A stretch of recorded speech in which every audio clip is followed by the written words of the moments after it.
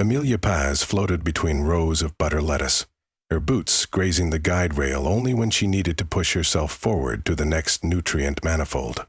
Orbital Farm 42 smelled of damp soil, cracked pepper, and ozone from the grow lamps. A scent that had taken her 2 years to learn was synonymous with safety. If you could smell the farms, the scrubbers were working and the vents were open. Silence, more than alarms, meant something was wrong. On this shift, the air was pleasantly earthy, and the hum of pumps and circulation fans was as steady as a heartbeat. That heartbeat skipped when the tactical board on her wrist flickered scarlet. An unauthorized transponder pinged the exclusion zone, then a second, then 4 more in rapid succession. The resolution algorithm labeled them unknown/military derivative.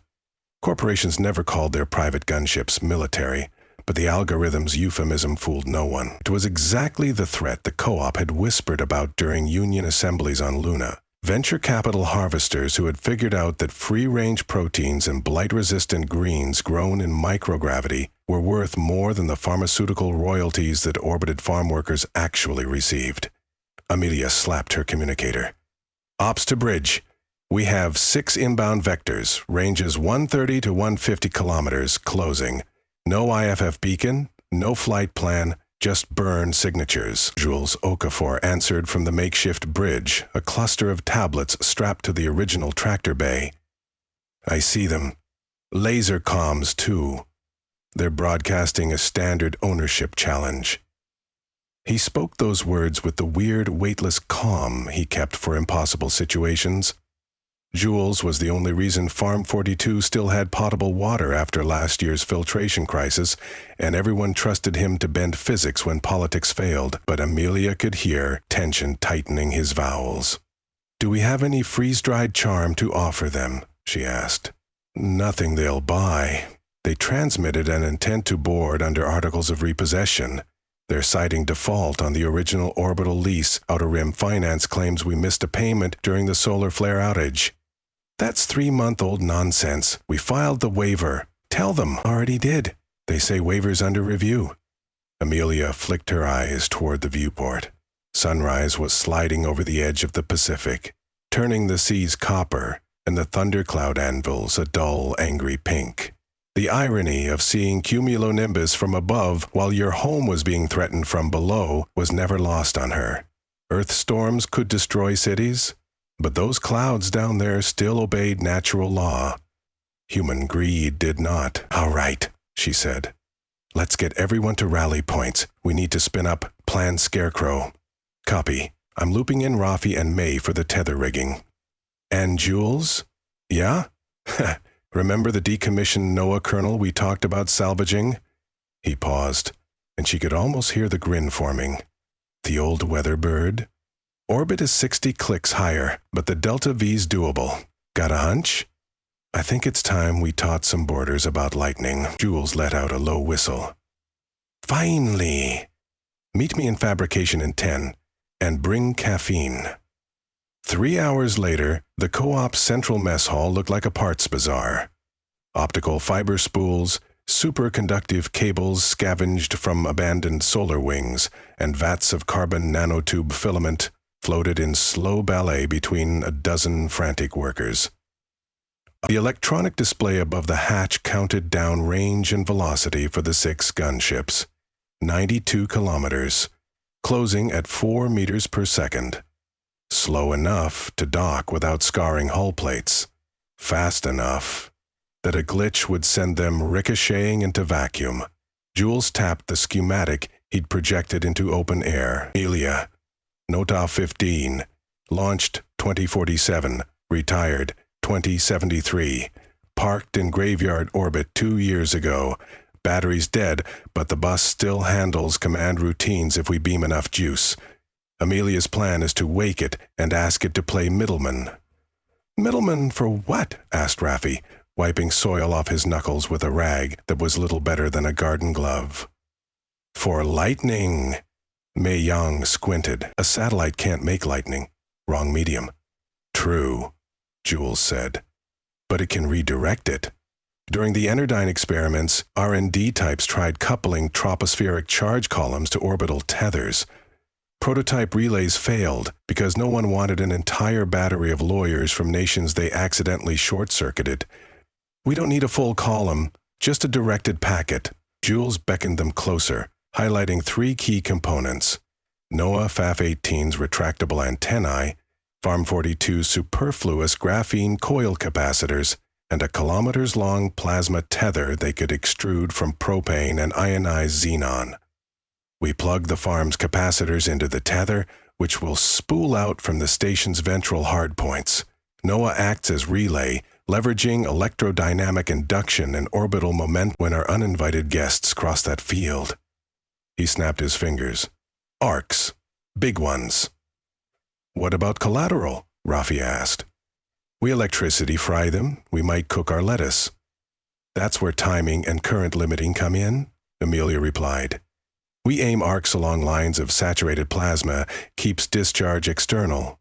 Worst case, we singe a few microtrusses. Best case, we vaporize their avionics and give them incentive to go home. The room grew still. The co-op's charter touted nonviolence almost as much as fair wages. Employing an improvised orbital taser was a philosophical line step for every hydroponicist here. May broke the silence. If they board, they'll vent cabins to keep control. You've all read their playbooks. We do this or we hand over the farm. Rafi exhaled, shoulders dropping. Fine, what do you need? Every extension cable you've got, Jules said, and someone willing to babysit a grumpy cold sleep satellite. Amelia volunteered for that part. She'd once programmed drones on Mars that were older and crankier than any decommissioned weatherbird. She grabbed her thruster pack and pushed toward the docking bay, glancing once more at the tactical board. 66 kilometers. The shuttle ride was a tin can strapped to a chemical fire. Jules had insisted their best pilot accompany her, but Amelia opted for autonomy. She patched the NOAA control codes into the shuttle's nav computer, letting autopilot handle rendezvous. The craft jittered around her, not from turbulence, nothing but vacuum out here, but from her own pulse. 6 boarding craft in slow approach seemed less like a chase scene and more like an avalanche that you could see coming but not outrun, no matter how bravely you sprinted uphill. No FAF-18 materialized in the viewport, its surface a collage of pitted metal and solar panels dulled by micrometeorite scars. It rotated lazily, a dead moth in infinite dark.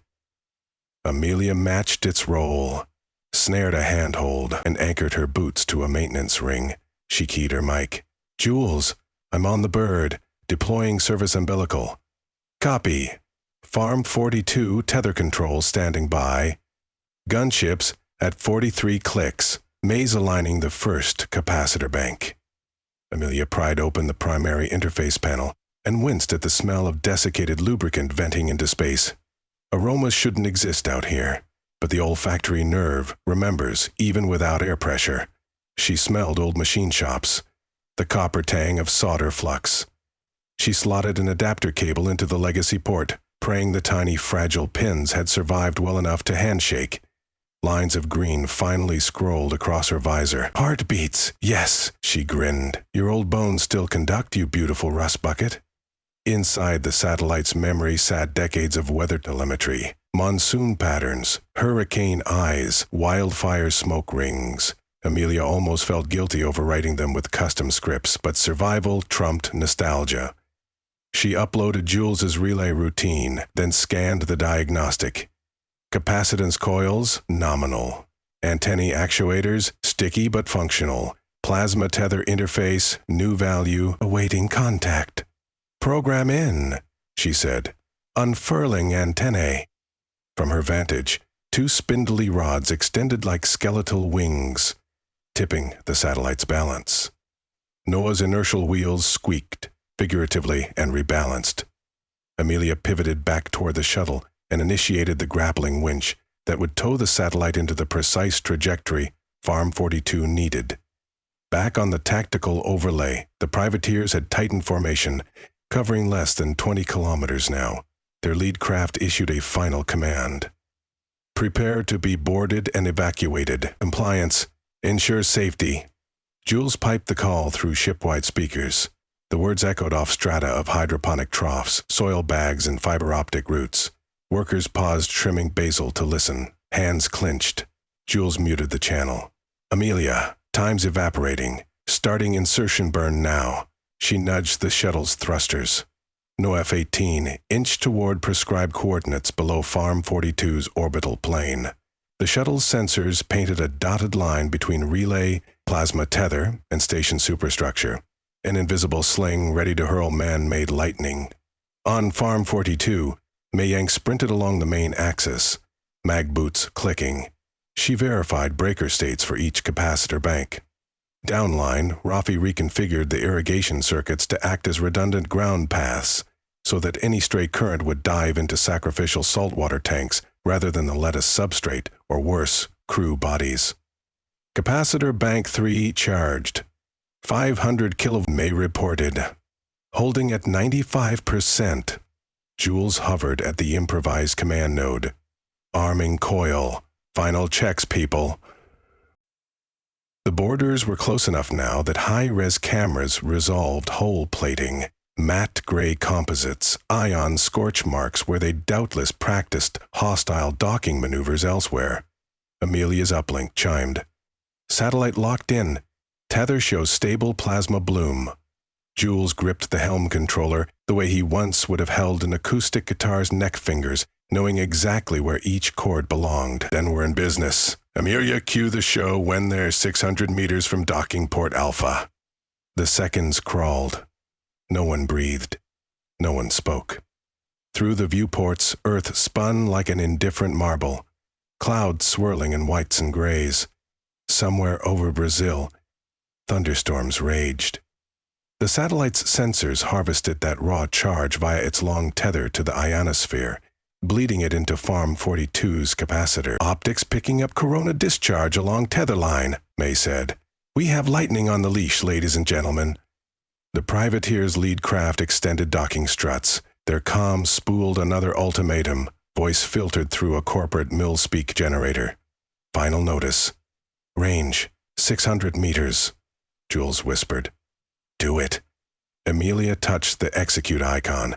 30 milliseconds later, NOAA F-18 triggered a pulse down the plasma tether. Joules' worth of pent-up skyfire rode the ionized corridor, arced across the connection manifold, and launched itself toward the incoming craft in tendrils of crackling blue-white filaments. It looked, Jules thought, like a spiderweb woven by a god in a hurry. The first gunship's shields glittered an instant, some kind of lattice meant to deflect micrometeoroids, then dissolved as current found easier paths. Avionics housings, control buses. The cryogenic fuel containment. He ripped through guidance computers. The craft's thrusters fired erratically, yawed 90 degrees, then spun as gyros burnt out. A sizzle echoed over comm static as electronics cooked. The second and third ships, flying in formation tight enough for intimidation, instead bonded themselves to the same ion stream, chain-linking the surge. Their hulls glowed, weld seams spitting sparks before power bled into their internal power grids, popping breakers like popcorn. Rafi whooped, a bark of triumph that ricocheted down corridors. On screen, the privateers scrambled to sever physical tethers they hadn't yet attached. Two ships vented propellant to kill rotation. Again, May urged. Hold, Jules said, fingers dancing over thermal instrumentation. The capacitors need 8 seconds to recharge. The fourth craft accelerated, betting on speed instead of caution. Amelia boosted Noah's angle, reseating plasma just ahead of the charging intruder. Capacitors reached threshold. She fired. A rope of lightning swatted the gunship's left RCS cluster. The detonation looked small in vacuum, but peeled armor like fruit skin. The vessel tumbled, nozzle first, and hurled itself into an unintended deorbit path. Trajectory's decaying, May observed, speaking louder over excited shouts. They'll splash someplace in the Indian Ocean if lucky? Amelia's hands shook. She'd just weaponized weather, yet guilt met necessity halfway and surrendered. The remaining 2 gunships powered down thrusters, issuing a broadcast. No more synthesized bravado in the timbre. Cease electrical aggression. We are aborting rendezvous. Repeat, abort. Jules patched into their channel. Copy abort. Maintain distance of 10 kilometers or next discharge will not be limited to avionics. Understood. Request medical assistance for disabled crews. Amelia sagged against her harness, the shuttle finally feeling less like a coffin. She traded a glance with Jules via camera link. His eyes were red, jaw clenched, but relief shimmered around him like an aura. 10 hours later, Farm 42 rotated peacefully against a canvas of stars. Sunrise came again, turning lettuce leaves to translucent jade. Emergency crews had towed 2 crippled gunships to stable orbit. Their crews were receiving first aid kits and grudging coffee through airlocks.